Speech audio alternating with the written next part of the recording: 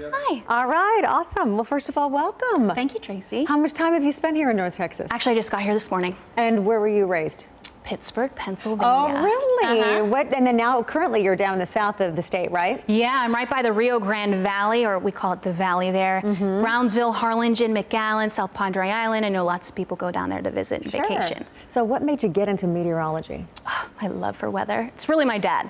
My dad is a pilot, and he'd always have me looking up in the sky, and he found that I really had an interest with weather. And so he kind of pushed that. It was either that or becoming a ballerina, and I think he wanted me to be a scientist. Oh, I'd like them both, actually. Did you get a chance to do both growing up? Yeah, you know, as a dancer, I got to tour Europe.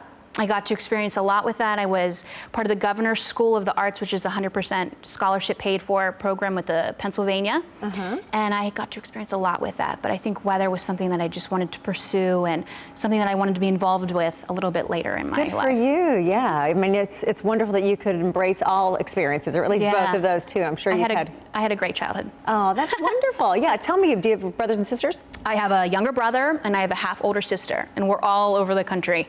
She's actually in Portland, Oregon, and my brother is in Denver, Colorado. Oh, wow. Great, both great states. Yeah, we're all over, and then my parents are still in Pittsburgh, Pennsylvania. I have a grandma in Florida. I have family scattered all across Texas because my dad's actually from El Paso.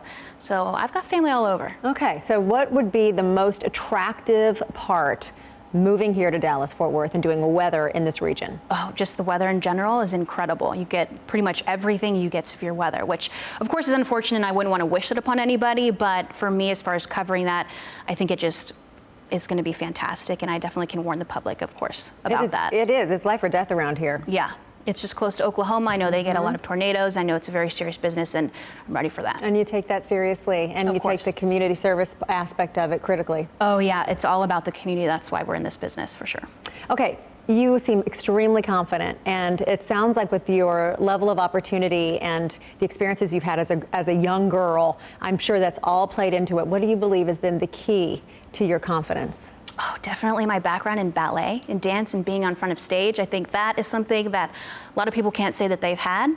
And because of that, from a younger age, I've been used to someone telling me no, been used to people telling me yes. So I'm just all about myself, and just, I can keep trucking no matter what. No, that's interesting. You're used to somebody telling you no. You mean you can explain that, and what do you think that does for a person? I think it just sets them up, and they're ready if they get rejected or not. It doesn't do anything to their confidence. So for example, as a young girl, you know, I would do modeling, I would do ballet I would audition for ballet parts, and you know, you'd be told, well, you're not what we need for this part right now. So I think from a young age, I learned that it's okay for them to say no, because you can continue moving on. Rejection's no big deal. Nothing. That is really refreshing. That's really refreshing. Do you think that the young women of today, do you communicate with them? Have you been out in a lot of schools to know that maybe they need to hear that message? Absolutely. I think it's very, very important, especially for young females. We definitely have to have more young females involved in science as well. Engineering, pretty much just STEM in general. I definitely promote that, and I think that's very, very important for our young generation. Well, it sounds like your dad gets a lot of kudos for making sure his daughter. It's really because of him.